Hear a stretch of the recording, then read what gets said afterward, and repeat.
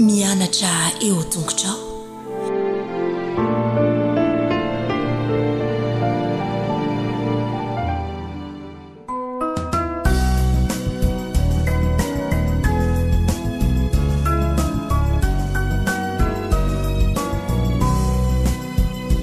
Emisaucanao Jesu malalo chachizao futona mamizao yanaranai antunguchao izahai izaipianachao kuambitenenare Jesu malalo izahai iainuchalanao kahirote nyavyamina itwechapechakawampunaya kuambitenenare Jesu malalo izahai iainuchalanao kahirote nyavyamina itwechapechakawampunaya irote nyavyamina itwechapechakawampunaya.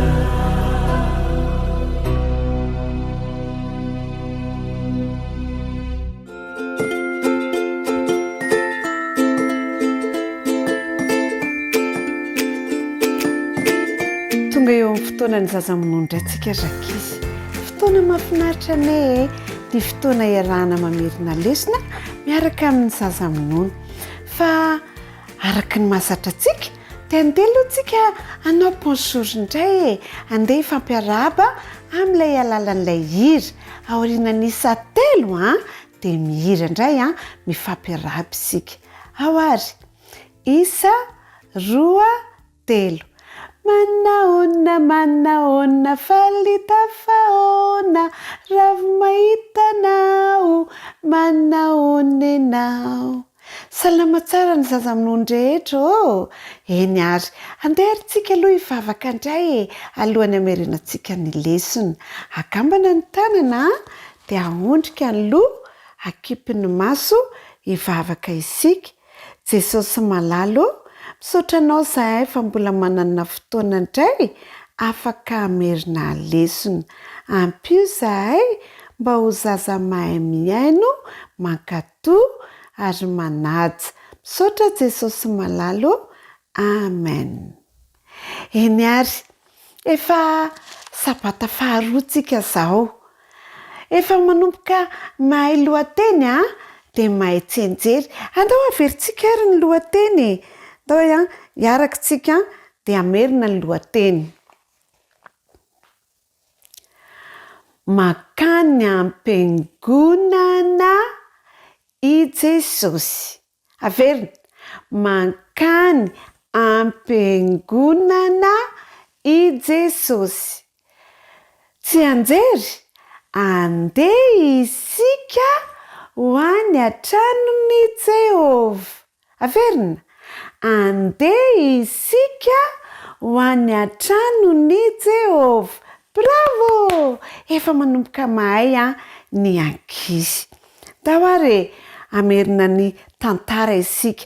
Araka nefa entsika dia nakany am-piangonana i Jesosy. Ina moa ny ataony any? Hira dia hivavaka dia hamaky teny. Io zao Jesosy andeha hamaky teny izy. Ny raby neny tena mpamaky teny fa iny ny raby lasa nakatoerana dia miaino ny olona rehetrarehetra na kely na lehibe dia miaino tsara satria hamaky teny i Jesosy. Iny ary ny voalaza ao anatiny ny teny iny hoy Jesosy hoe enoy ny tenin'ny Tompo. Dia miaino ny olona, manaraka tsara ny olona, tsy misy mitabataba ao fa miaino tsara satria mamaky ny teny ao amin'ny soratra masina izay tamin'ny alalan'ny horoana taratasy i Jesosy. Dia izao ny vakian'i Jesosy tao hoe ny fanahin'ny Tompo no ato amiko. Dia rehefa vita ny vaky teny dia lasa Jesosy namonjy toerana satria ny hainy tsara ny olona dia nankatoa ny lesona izay nomeny Jesosy. Mahafinaritra ne Jesosy, mahay mitantara zavatra Jesosy mahay milaza ny momba azy ao amin'ny teniny i Jesosy. Mila mahay miaintsika rakizy dia mila mahay mankatoa rehefa any am-piangonana fa tsy mitabataba. Zay ary zay indray lesintsika androany. Hotoiza indrayntsika indray lesona amin'ny heriny fandeha averintsika indray ny lohateny sy ny tsenjery dia hisarakitsika avy eo. Lesona faharoa, mankany am-piangonana i Jesosy. Tsy anjery andeha isika ho any an-tranon'i Jehovah. Eny ary, mahafinaritra dia amin'ny heriny indray izany fandehantsika hifanao veloma ary. Ao ary, 1, 2, 3. Dia mifanao veloma, veloma, veloma. Dia mifanao veloma amin'ny heriny indray. Veloma tompoko.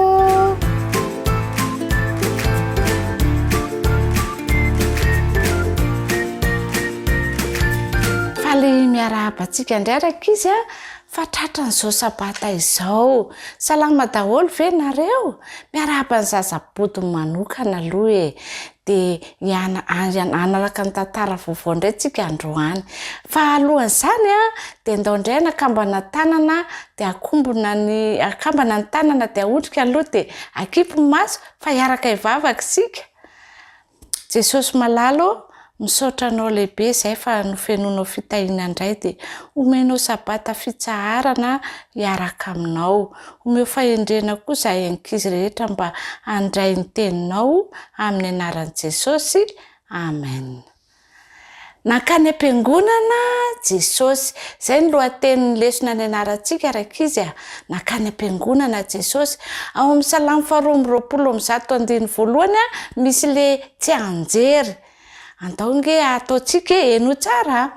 Andeha isika ho any an-tranon'i Jehovah. Mora kely andao averina ary. Andeha isika ho any an-tranon'i Jehovah. Bravo! Petraka tsara dia anaraka ny tantara izany isika izao Niasa tao amin'ny trano fandrafetana Jesosy nandritra ny herinandro. Rakizy. Kanefa rehefa tonga ny sabata dia tsy niasa Jesosy. Mampirina zavatra rehetra izy rehefa avy miasa ny zoma. Mahafinaritra sy madio ny toeram-pandrafetana. Miaraka amin'ny ankohonany sy ny namany mankany am-piangonana Jesosy rehefa sabata. Mihaino tantara novakiana avy ao amin'ny horonan-taratasy misy ny Baiboly ny olona ao am-piangonana. Miresaka mikasika amin'ny tantara izy ireo. Miara-mivavaka. Tiany Jesosy no mankany am-piangonana ny Nazareta. Tsy nipetraka tao Nazareta intsony Jesosy rehefa lehibe. Dia fotoana indrindra izao no anampian'ny olona any amin'ny tanàna hafa. Na aiza toerana nalena. Mankany am-piangonana trano izy dia mampianatra ny olona bebe kokoa mikasika amin'ny fitiavan'Andriamanitra. Rehefa tsy eo an-toerana mandritra ny fotoana ela Jesosy dia miverina tao indray mba hamangy ny fianakaviana sy ny namany ao Nazareta. Mahafinaritra indrindra mahita ny olona tsirairay mandreniresaka maro mikasika azy izay nataony olona tao Nazareta. Fantatra izy ireo fa nanasitrana olona maro Jesosy dia fantany fa manampy ny olona maro koa izy. Tsy ela dia tonga ny sabata. Faly Jesosy fa afaka miteran'Andriamanitra ao Nazareta indray. Faly ny vahoaka nahita azy. Dia nangataka azy hamaky teny avy eo amin'ny horonan-taratasy misy ny Baiboly izy ireo. Faly Jesosy namaky teny. Tiany manampy ny ao am-piangonana. Nisy mpandray anjara iray tao am-piangonana nanokatra ny horonan-taratasy Baiboly mba ho vakian'i Jesosy. Tao amin'ny ampahany amin'ny Baiboly antsoina hoe Isaia izany. noraisin'i Jesosy ny orona taratasy baiboly ka nanomboka namaky izy. Mafy sady mazava ny feony. Rehefa vita ny famakian-teny ataon'i Jesosy, mipetraka izy ka miresaka mikasika izany teny vao novakiany teo. Tiantsika ihany koa ny makany am-piangonana rehefa sabaty, dia tiantsika ihany koa ny mideran'Andriamanitra miaraka amin'ny fianakaviana sy ny namana, manao hiry sika mba ilaza amin'Andriamanitra fa tia azy sika. Mamaky teny avy eo amin'ny baiboly sika ka miresaka mikasika amin'ny tantara, mivavaka. Tiantsika ny mideran'Andriamanitra toy izay nataon'i Jesosy andro feno fahasambarana tokoa nge sabaty. Milaza amin'ny Jesosy ny fitiavanao azy sy ny fandehananao any amin'ny sekoly sabata ary ny any am-piangonana rehefa sabata.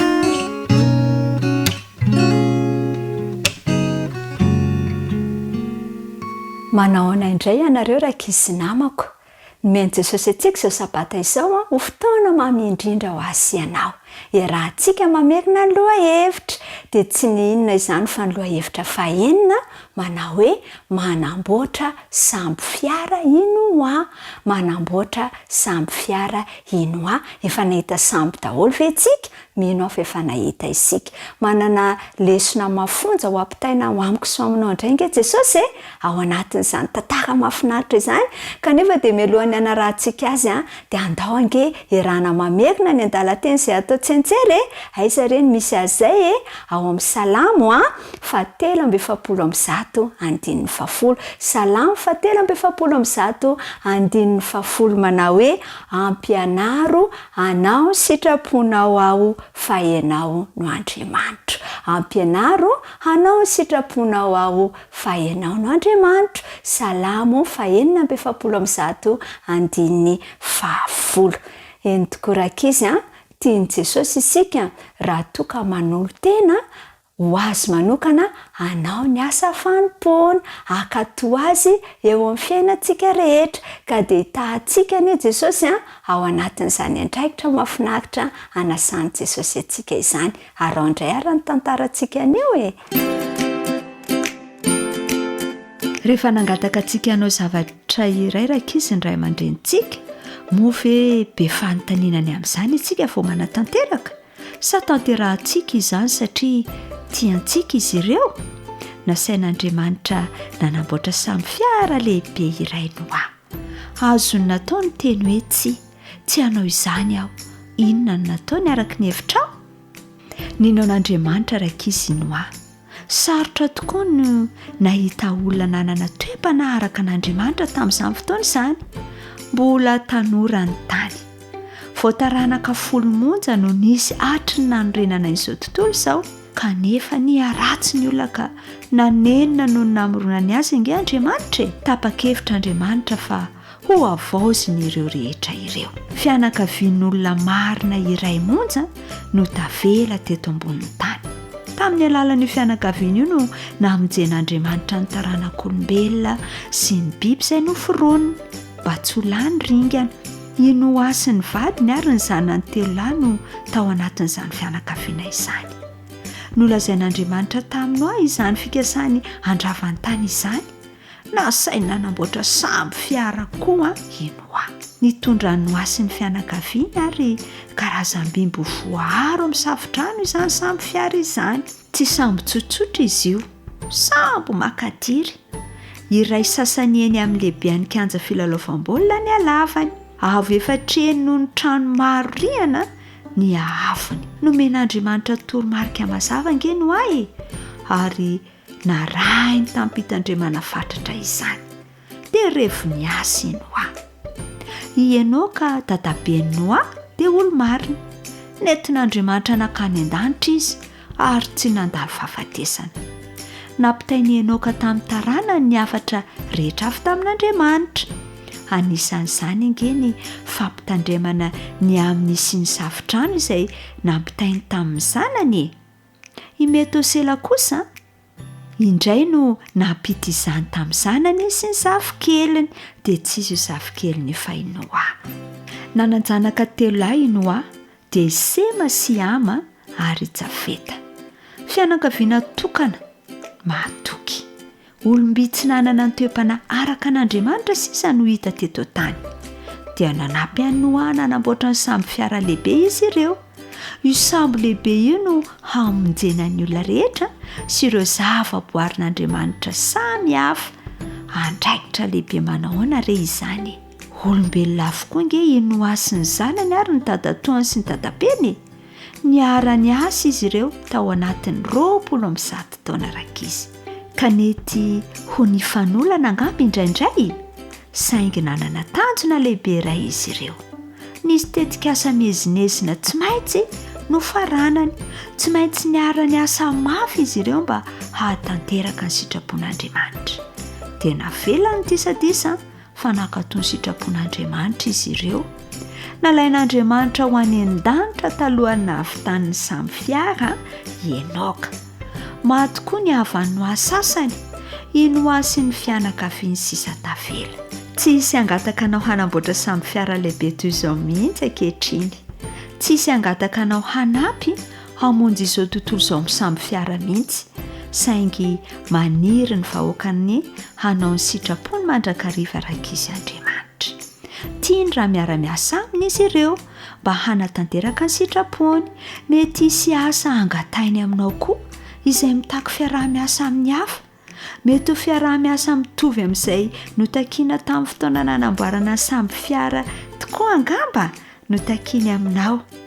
Ao anatin'ny drafitr'Andriamanitra ho antsika ny fanaovana ny sitrapony rakizy. Ny fahaizana miara-miaina amin'ny hafa koa dia ao anatin'izany drafitr'Andriamanitra izany. Zava-dehibe tamin'ireo olona izay nanoka tena tao amin'ny orinasan'ny mpandrafetan'ny Noa ny miaino sy miasa ho an'Andriamanitra. Zava-dehibe ho antsika koa izany ankehitriny. Ka irinao ve ny hanao sitrapon'Andriamanitra? Izay rehetra maniry izany dia ho anisan'ny fianakavian'Andriamanitra.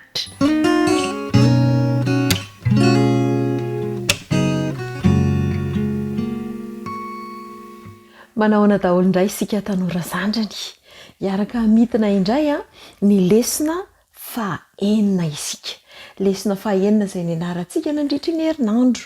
Ny lohatenintsika dia hoe mitarika ho amin'ny fanompoana ny fahasoavana. Mitarika ho amin'ny fanompoana ny fahasoavana. Ny tsy anjery dia tadidintsika Galatiana 2:20 manao hoe voaomby miaraka amin'ny Kristy amin'ny hazo fijaliana ary tsy izaho intsony ny velona fa Kristy ny velona atao anatiko. Fa izay ivelomako ankehitriny ao amin'ny nofo dia ivelomako amin'ny finoana ny zanak'Andriamanitra izay efa tia ahy ka nanolotra ny tenany hamonjy ahy. Andeha ho jerentsika ary izay efa nianarantsika. Tantaran'ireo apôstôly izay niasa nampiela ny filazantsara izany. Ny zava-nisy nefa n'izao. Nisy mpampianatra sandoka nampianatra an'ireo Galatiana fa tsy maintsy manaraka ny fombafomba jiosy izy ireo. Tsy maintsy miova ho jiosy izy ireo ary manaraka ny lalàna jiosy rehetra teo aloha. Zay vao afaka ny hovonjena. Dia nanomboka tamin'izay fotoan'izay ireto Galatiana ireto dia nanomboka nibanjina ny tenany, nijery ny tenany izy. Ary raha tokony hifantoka tamin'i Kristy izy ireo dia lasa ny tenany sy ny momba azy no nojereny manokana. Tsy tsapan'izy ireo akory fa efa miezaka miasa mafy sy miasa fatratra izy ireo mba ho masina sy ho tanteraka. Adininy zareo fa ny famonjena amin'ny asa dia tsy misy dikany. Amin'ny fahasoavana no amonjena ny olona izay efa natolotry Kristy teo amin'ny hazo fijaliana. Takona tsy hitan'izy ireo fa na dia ny fanompoana mahery vaika indrindra aza izay atao eo anatrehan'Andriamanitra sy eo anatrehan'ny olona dia tsinitsinina, tsy midika akory fa azahoana famonjena izany. Ny fanatonana an'Andriamanitra sy ny fanekena ny famonjena izay omeny Kristy ihany no any azahoana famonjena. Rehefa nahitan'izany i Paoly dia tsy niandriandry izy fa avy hatrany izy dia nanoratra taratasy ho an'ireto galatianina ireto, ary nijoro vavolombelona izy ny amin'ny tenany mihitsy no nasehony, fa izy izay fariseho tanora izay nihevitra ny tenany ho tsy nanatsiny rehefa niaona tamin'i Jesosy teo a Damaskosy dia nahatsapa izy fa tsy afaka mamonjy ny tenany amin'ny alalan'ny ezaka ataony. Nanomboka nandray an'i Jesosy ozy izy, navelako hitoetra tato amiko Kristy, ary nesoroko ny fijeriko ny tenako ny mahizao aho ozy izy Paoly dia nesoroko tanteraka fa navelako Kristy no anjaka tato anatiko, ary tamin'ny alalan'izay fiovana izay no nahatonga azy na afaka nanompo ny hafa sy nanompo an'Andriamanitra ihany koa.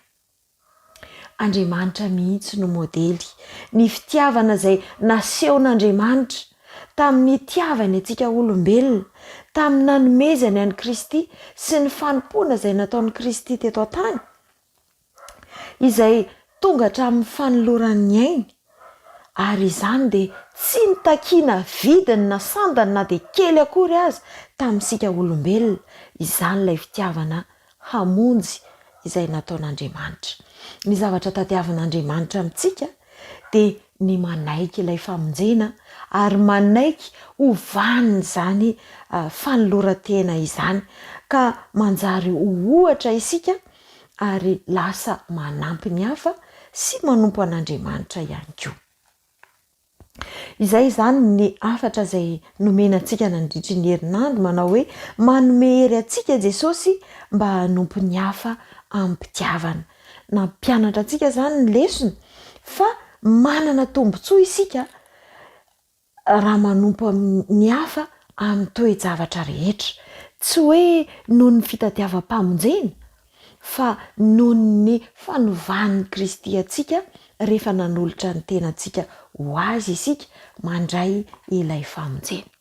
Mino aho fa nanova ny fomba fijerintsika ihany koa izay, ka tsy amin'ny alalan'ny ezaka izay atao itsika no mba hitadiavantsika famonjena, fa ny fanolorantsika ny tenantsika satria tiantsika loatra Kristy, maty ho antsika, ary izany no manova ny fiainantsika hanompo ny hafa sy hanompo an'Andriamanitra. Izay indray ara ny lesona izay nianarantsika nandritry ny herinandro dia mahasotoa hatrany mianatra ny tenin'Andriamanitra. Mandra-piona indray ara.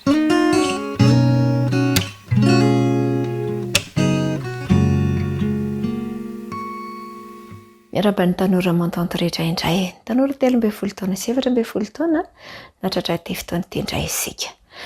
Lesona fa enina ny anarantsika tamin'ny herinandro iny izay mitondra ny lohateny hoe misitaka kely mialohan'ny asana. Misitaka kely mialohan'ny asana. Ny tsenjery dia mino fa hainao satria tena efa mahazatra antsika ihany izy ity. Ao matetika 20 andiny 7 ka hatramin'ny 17. Mankanesa ty amiko ianareo rehetra izay miasa fatratra sy mavesatra entana, fa izao no hanome anareo fitsaharana. Entony izy io ka mianara amiko, fa malemy fanasa tsy miavina po aho dia ahita fitsaharana ho amin'ny fanahinareo ianareo. Fa mora ny izy io kako ary maivana ny entako. Izay ilay andininy nataontsika tsenjery. Ao anatin'izay tsenjery izay dia ahitantsika fa ilaintsika ny fialan-tsasatra. Ilain'ny fanahintsika, ilain'ny vatantsika, ilaintsika manontolo ny fialan-tsasatra mba hahafahantsika mandray hery vaovao indray. Nomen'Andriamanitra ho antsika ny sabata izay ialantsika sasatra ao anatin'ny herinandro mba hahafahantsika mandray hery vaovao avy amin'Andriamanitra indray, ary hahafahantsika manohy ny asa aman'andraikitra izay napetrak'Andriamanitra eo amintsika, na fianarana izany na asa andavanandro ihany koa.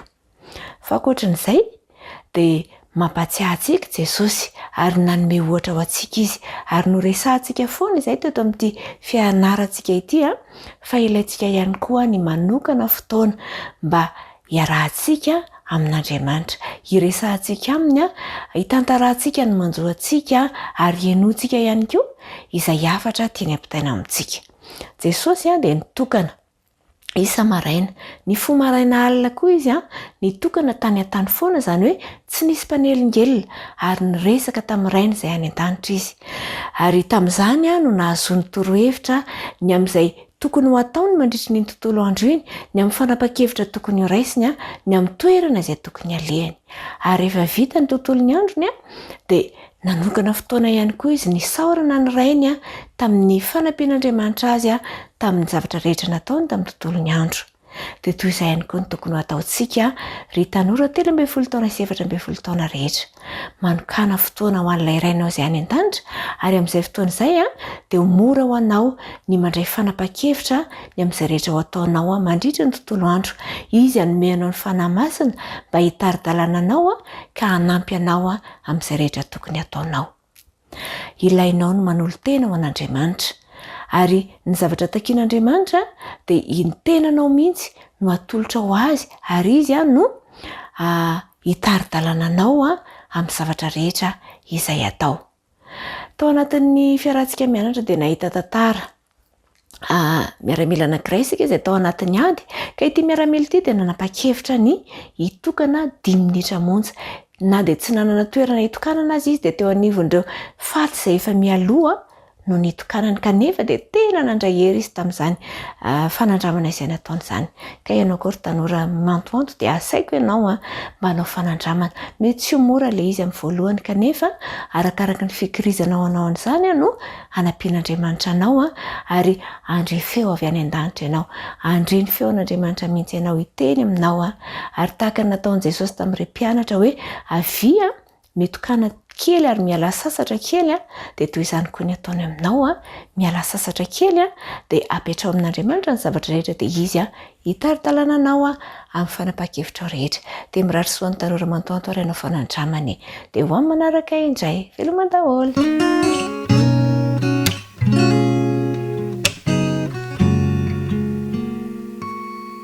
faly miraba antsika zatovo namako tratran'ity sabata ity na isika izay manaraka amin'ny alalan'ny pejy Facebook ny Radio Zis dia mahita sary na isika izay miaino ny Radio Zis eny amin'ny zato teboka efatra salama arsia tratra sabata isika araroto ty andro ity mba ahafahantsika manompo an'Andriamanitra.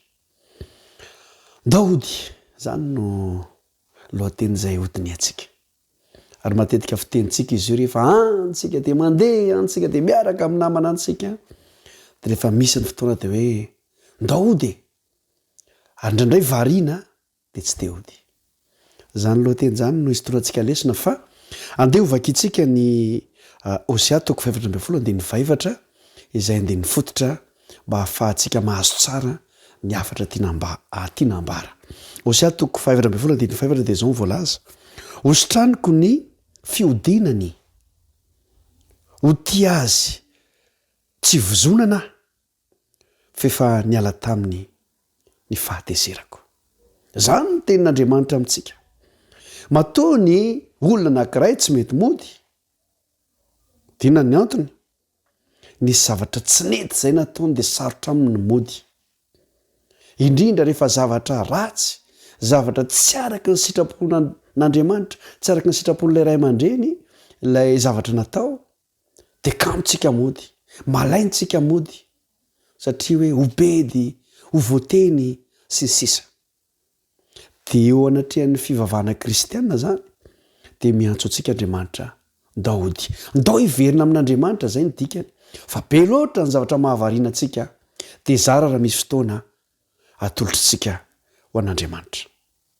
Ary Satana moa zany dia miezaka manatanteraka zavatra be dia be mba hahatonga antsika ho variana dia tsy te hody. Dia zao no lazain'ny tompo hositraniko ny fiodinany zany hoe enao zany rehefa miodina midikan'izany le miodina io zany tsy hoe miodina ara-bakteny mety hoe izay ihany koa fa le miodina resahana eto dia zao miala amin'Andriamanitra. Hositraniko ny fialany amiko hositraniko ny fiodinany zany hoe Andriamanitra ihany koa manana fanafody tsika zany raha te hiverina amin'Andriamanitra dia izy ihany koa no manome ny torohevitra rehetra mba hahafahantsika miverina aminy fa tsy vitantsika zany. Ho tia azy tsy vozonana zay ny vaovao mafaly io Andriamanitra io zany ninninona fiodinana ataontsika ninonino na adalàna ataontsika de ho ty azy tsy vozonana zany ny tenin'andriamanitra efa niala taminy ny fahatezerako zay ny fahatelo tsy tezitra amintsika andriamanitra rehefa miverina amin'andriamanitra zany tsika de tsy tezitra eo andriamanitra io eo anatry andray aman-dreny de matetsika hoe sao de tezitra ry dada sao de tezitra ry mama ry papi ry mami ry ray aman-dreny de aloha za tsy hodika tsy hody de misy fotoana misy tanora mitsoka mandositra fa zao andriamanitra tsy mba olombelona fa vonona nasitrana ny fihodinantsika izy ho ty atsika tsy vozonana izy ary efa niala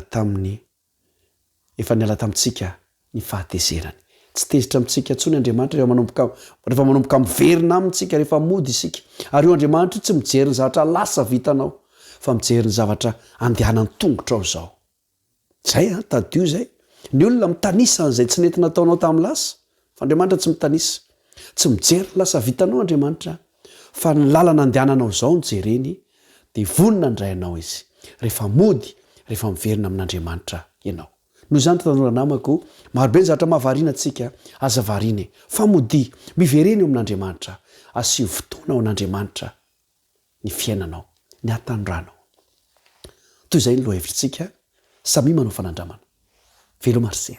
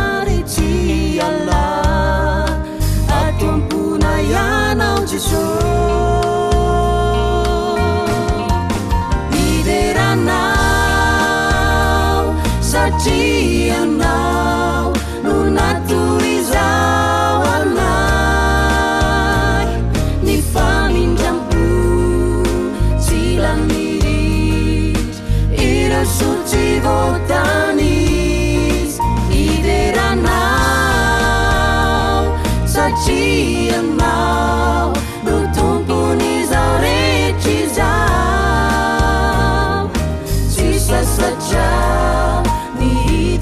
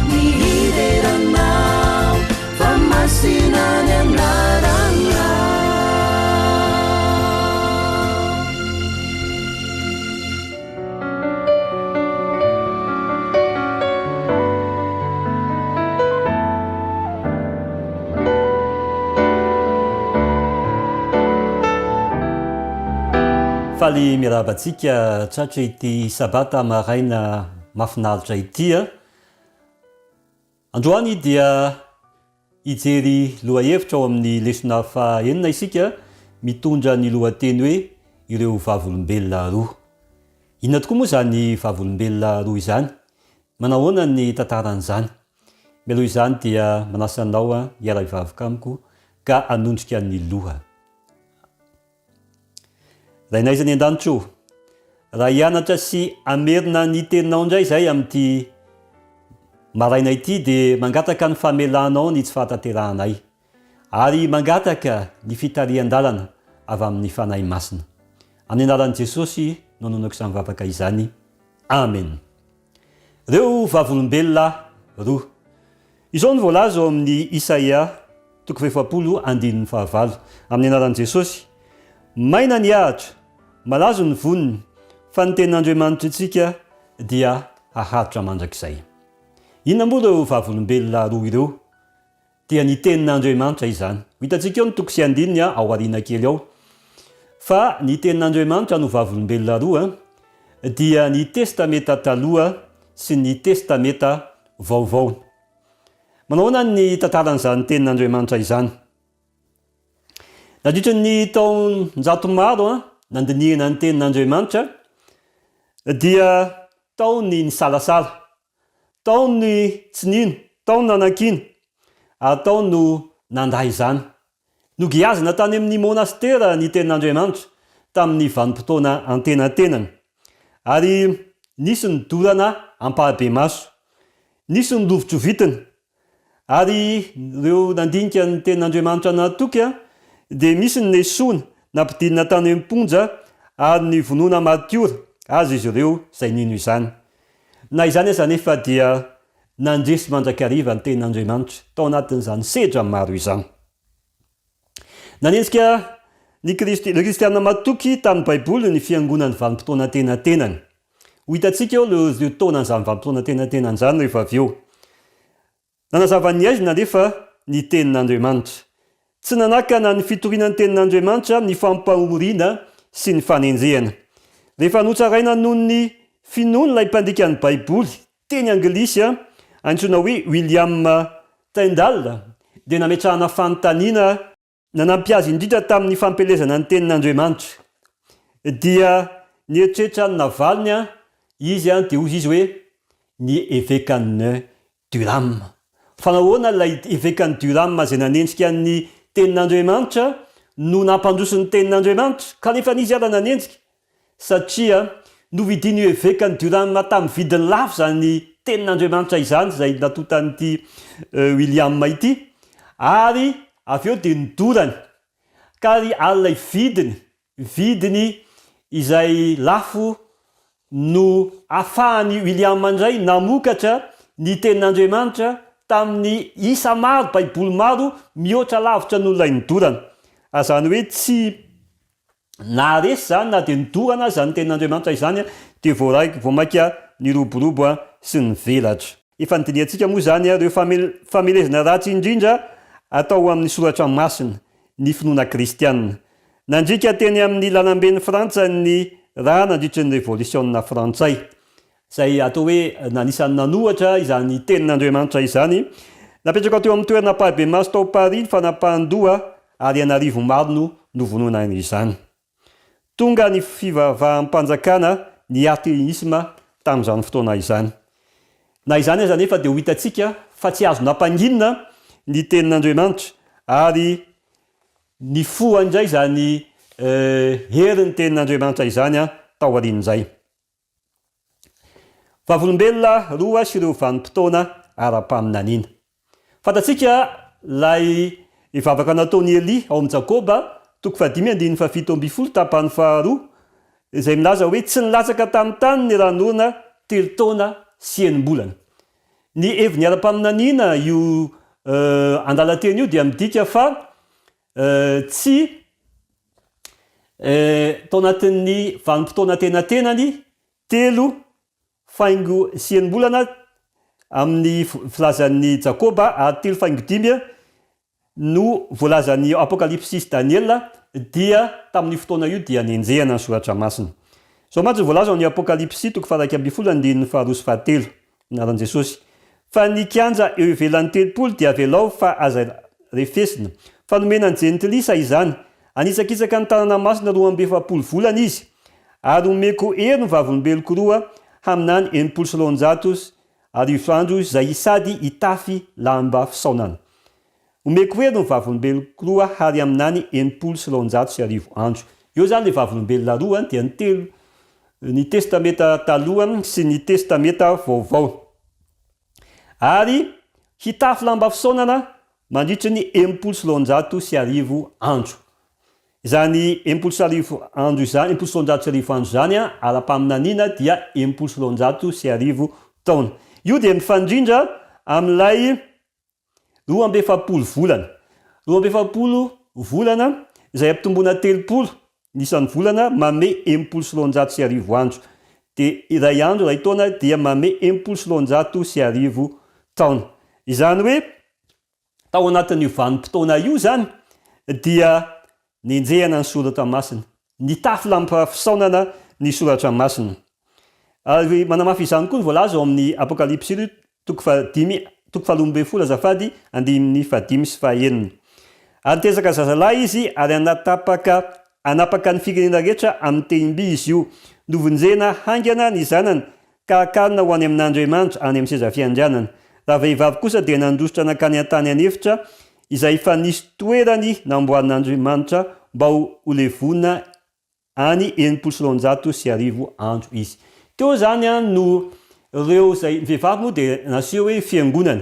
ilay fiangonana ny tanjona ny didin'Andriamanitra natoky niazona ny tenin'Andriamanitra ho fampianarana fa tsy ny fampianaran'olombelona dia nenjehana ary nandositra izy ireo taona tao anaty lavabato taka ny voadoa nisy mandrakariva natoky ny jora nandritry ny 900 sy arivo taona dia nitafy lamba fisaonana ny tenin'Andriamanitra nototofana tamin'ny lovatsofina sy ny fomba maro ny fahamarinan'ireo na dia tao anatin'ny aizina ara-panaza dia mbola voatahiry ny tenin'Andriamanitra nosoloana fampianaran'olombelona izany tenin'Andriamanitra izany ohatra hoe ny tsy fahafatesan'ny fanahy izany dia fampianaran'olombelona kanefa ny maty dia maty miandro ny fiavian' Jesosy ny fampianaran'ny baiboly anisan'izany koa dia ny andro sabata izay nezahana nanovana ho andro voalohany amin'ny herinandro teorana ankamamy izany sy ny aina araka ny fitsipiny na dia vitsy anisa azy tao zany ny mpanavao fivavahana ny joro anisan'izany ny vaudois Jean Hus,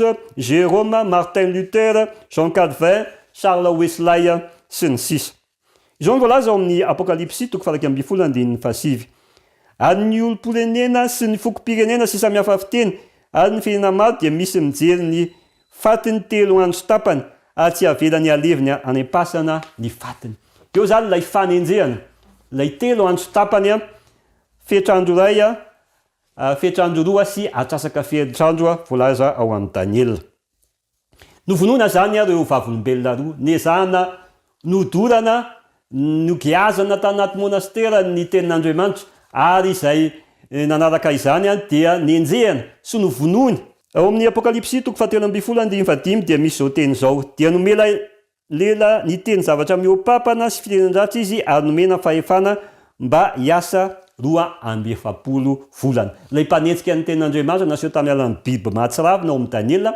dia nanenjika ny fahamarinana Daniel toko 7 ary teny aniohatra ny avo indrindra izy sy ampahoro ny olo-maso ny avo indrindra ary tany anova fotoana sy lalàna ary atolotra eny an-tanany reo ambarapatapitry ny fetrandro ray sy ny fetrandro roa sy ny atsasaka fetrandro nenjehana ary nanova reo mpanenjika reto moa dia niezaka nanova ny lalàn'Andriamanitra ao amin'izany tenin'Andriamanitra izany oviana raha no daty nanomboany izany 900 sy arivo izany dia nanomboka tamin'ny taona 730 izy io teo zany dia ny fiovan'ny fitondrana romana jentilisa lasa romana papaly ary ny falana tamin'ny 770 sy arivo satria tamin'ny 10 febroary tamin'ny taona io zany dia tao anatin'ny fanjakana Napoléon dia misy antsoina hoe général Berthier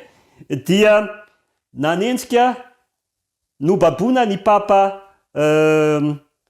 enina enina ka nentina tany frantsa dia daty namarina ny fahefan'ny fiangonana romanina io daty io nobaboana izany papapi zany ary teo zany no azo azaina fa vanimpotoana ny faranana ny fanjakana romanina ary tamin'izay fotoan'izay dia tao anatin'io tao amin'io zany a dia nankalazaina mihitsy tao anatin'le fanenjehana fanisa tamin'ny révolution frantsay dia nenjehana ny tenin'Andriamanitra ary nosoloana ny fampianaran'ny fisainana zany ny révolution frantsay moa dia nametraka tamin'ny fomba ofisialy ny fanatratana ny saina ho fivavahana nahazo vahana ny tsy finoan'Andriamanitra ny ateinisma aka ny fivavahana kristianina nahazo vahana ary nisy lanonana mihitsy tamin'ny 10 novambra 17 manerana ny firenena rehetra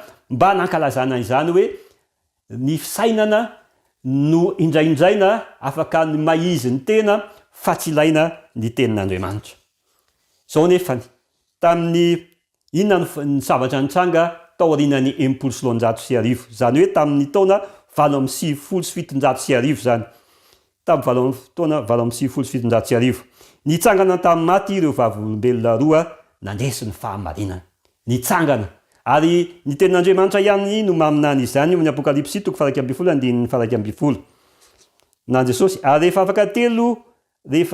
afaka ny 3 andro tapany dia nisy fanainaina avy tamin'Andriamanitra niditra tao anatin'ireo dia nijoro tamin'ny tongony izy ka raiky tahotra indrindra izay nahita azy nijoro amin'izay ny tenin'Andriamanitra teo zany lay na dia tao anatin'ny vanimpotoana niaizina zany dia mbola tsy rava le fahazavana mbola nazavana dia nenjehana aza reo mpanavao fivavahana na dia tsy navela niparitaka aza zany tenin'Andriamanitra izany fa tao aorinany 7 kosa dia nijoro ny tenin'Andriamanitra izao ny voalaza nyity mpanohatra frantsay Voltaire tamin'ny taon-jato fahavalo amby folo izy dia lehilahy tsy mino an'Andriamanitra mahavalalana azy izy fa olona 12 no nanangana ny fivavahana kristianina no mpianatry Jesosy fa hoporofoko aminareo izy fa olona ray ihany dia ny tenany zany dia ampy hanafoana izany tenin'Andriamanitra izany izao nefany andapitrisany reo nanenjika sy miady tamin'ny tenin'Andriamanitra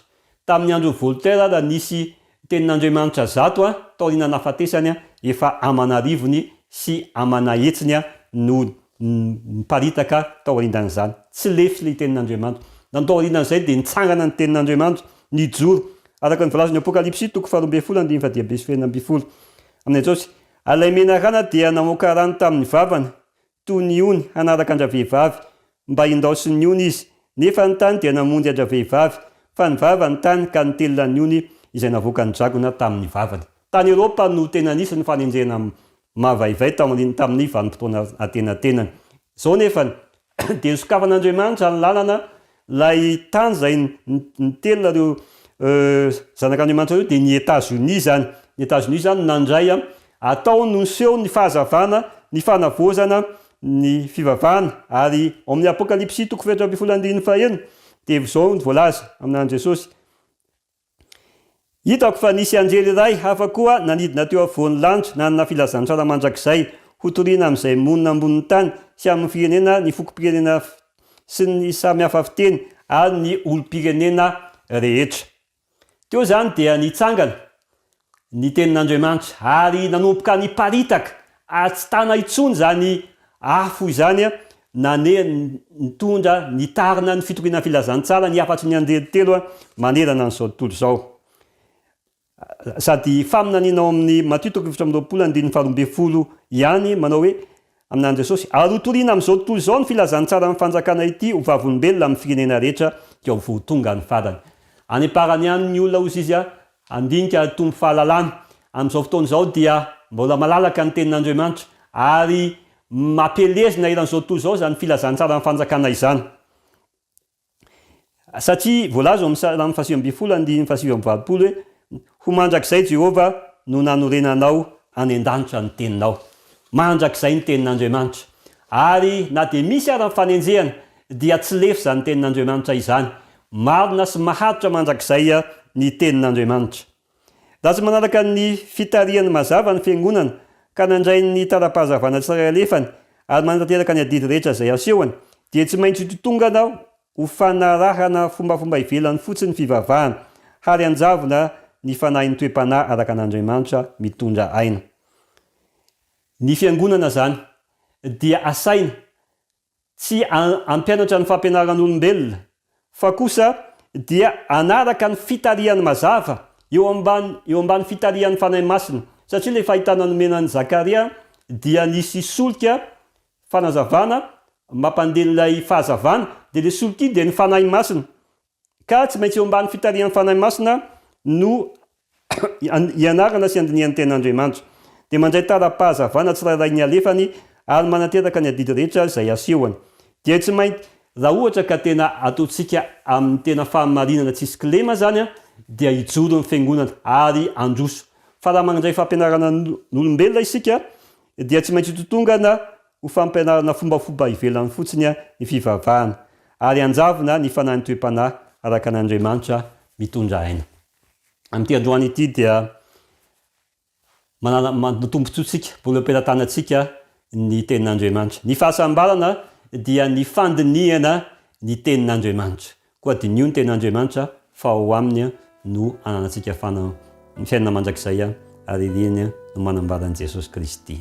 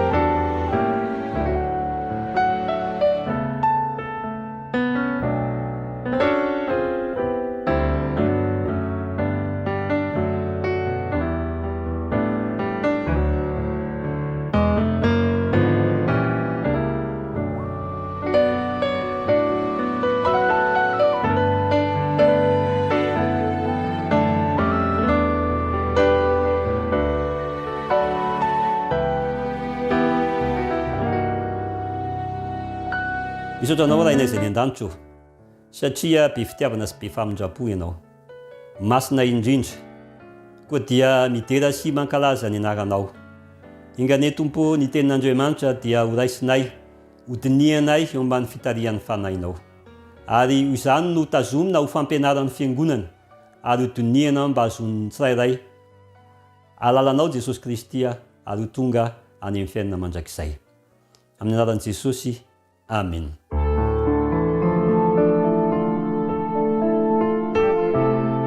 Mianatra eo tongotrao.